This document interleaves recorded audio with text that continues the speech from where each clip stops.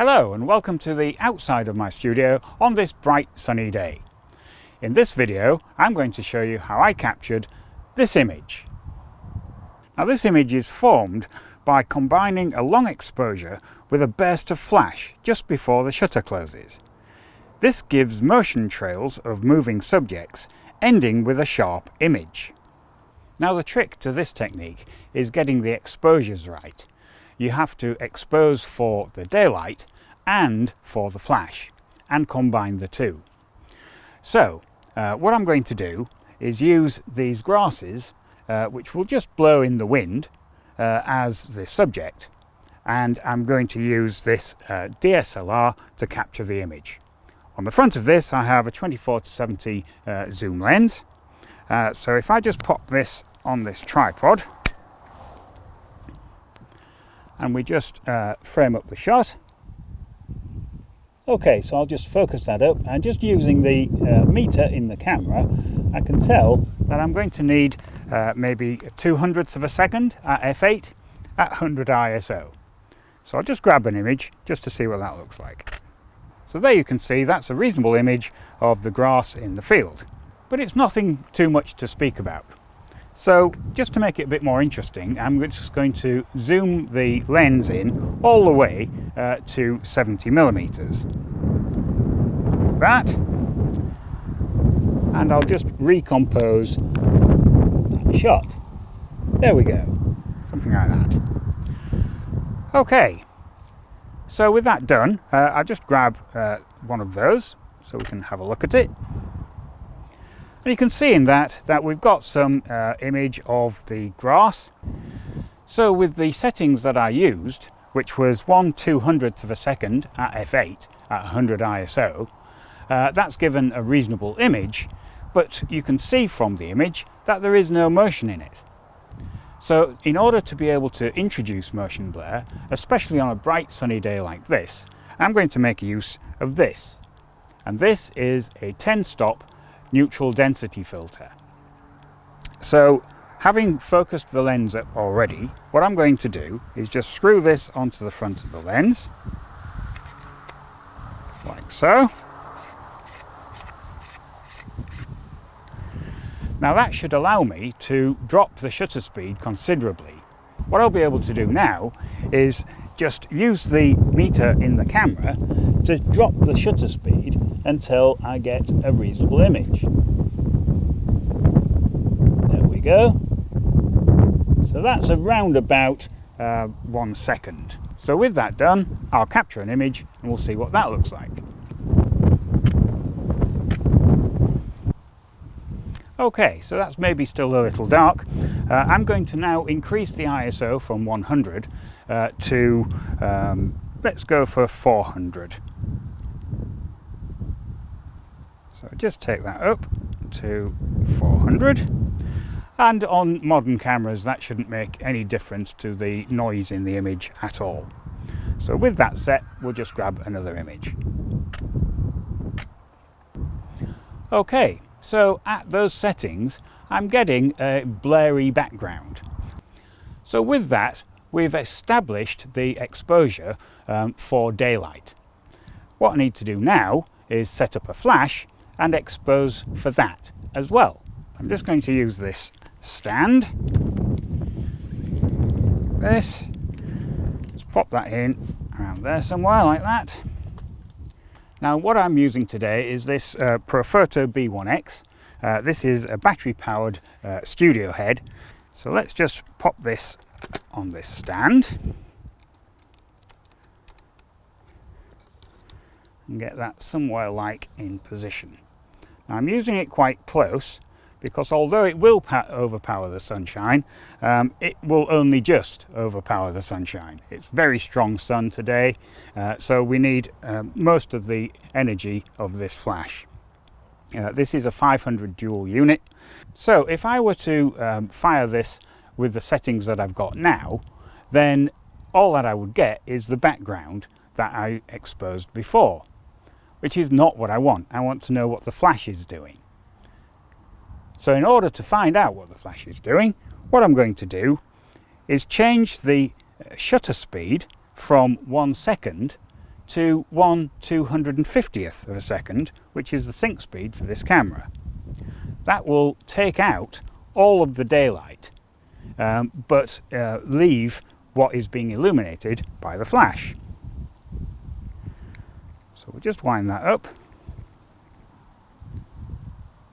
There we go. Now I'll also need a flash sync trigger. Let's pop that on the top of the camera, that, and turn that on. Okay, now the other thing that I need to do is just change this from first curtain sync to second curtain sync. So I'm just going to do that with the control on the side here. Alright, so with that all set up, what I can do now is just grab an image and just see what we get. And there you are. You can see from that image that I'm getting a reasonable illumination of the top of the grass, but no background to speak of. So if I now lower the shutter speed from 1/250th to somewhere around about a second, I will end up with a combination of the two. So I'll just do that. I'm taking that down to 1 second. Okay, and we'll just wait for the wind to introduce some movement. There we go, got a little bit there. There, and you can see from that image that we're getting a reasonable combination of the two, but it's not quite right yet. What I'd like to do is darken down the background a bit. So the way to do that would be to increase the shutter speed ever so slightly. So I'm going to go from 1 second to maybe half a second. There we are. And we'll just wait for the wind again. There we are. And go now. Yes, and you can see the difference that has made in that image. So just by reducing the shutter speed or increasing the shutter speed ever so slightly, you will increase or reduce the effect of the sunshine. The flash will stay constant because it isn't affected by the shutter speed at all. It's just a case of waiting for the right conditions with the wind and grabbing some images. So that's what I'll do now.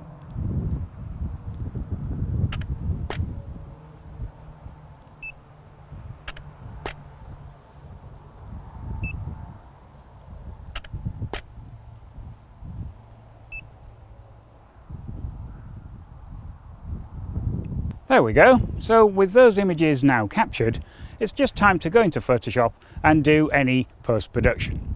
So here we are in Photoshop, and I've loaded up some of the variants that we took in the field. So you can see from this image that you've got the sharpness there, and you've also got the various bits where they've blurred due to motion. And I think the combination of the two is quite good. It works very well for this particular subject. So we'll have a look at the other variants that I've picked. This one again is pretty good. You can see that there is some motion in there, and there are one or two which have been caught perfectly. And then on this variant, this has got possibly a bit too much motion in it. You can see that we're getting quite a lot of blurring through the background. The wind was obviously blowing quite hard for this particular image. And this one on the end here, this is one which was taken at a faster shutter speed. So this was 1/4 of a second instead of 1 second. And you can see that there is some motion there, but not very much. So I think all in all, I'm going to work on this particular variant, which was the first one that I showed. Just zoom back out again. And I think this is a good combination of the motion and the sharpness. And I think that's worked quite well. Okay, so the first thing I'm going to do is just make a duplicate of this particular layer. Duplicate layer. but I'm actually going to make it into a new file. There we are, and we're going to call this edit. By doing this, it will create a new file up here called edit, so that it's not touching the original as imported. Okay, so with that done, I think the first thing to do would just be to have a bit of a global look at the contrast of the image. So what I'm going to do is just right click on the background here and just make a duplicate, but this time keep it within this file, edit, like that. So it's just made me a copy on top of the one that I've got. So this is what I'll be playing with. So I'm just going to add an adjustment layer. I'm going to add a levels adjustment. There are lots of different ways to do this, but I like to use levels, and if you use the same thing all the time, you do get used to what it will do. So I'm just going to drag a slider in here just to brighten the image up a little, and I'm just going to add a little contrast there. I think that's worked quite well. So that is with the levels adjustment, and that's without it. So that's a bit of an improvement, I think. It's good. Okay, so what would I like to do next? I think another thing to do here would be to possibly add some form of vignette. I think that would work quite well with this image. So what I'm going to do is add another layer, and again there's lots of different ways to do this, but this is just one way, and it's a bit of an unusual way. So I've added another layer here which is currently empty, and what I'm going to do is add a gradient to that layer. So I'm just going to click over here onto the gradient tool, and just at the top here we can pick the type of gradient we want, and I'm going to pick this one here, which is foreground to transparent, like that. And then on this little selection box, I'm just going to click the radial gradient. So this is going to give me a transparent start and a dark finish. And that is because the reverse icon here is normally ticked. If it isn't in your case, just make sure it is. Otherwise this will work the wrong way around. And then starting at the center, just about where you want the center to be, and going over to the end, like so.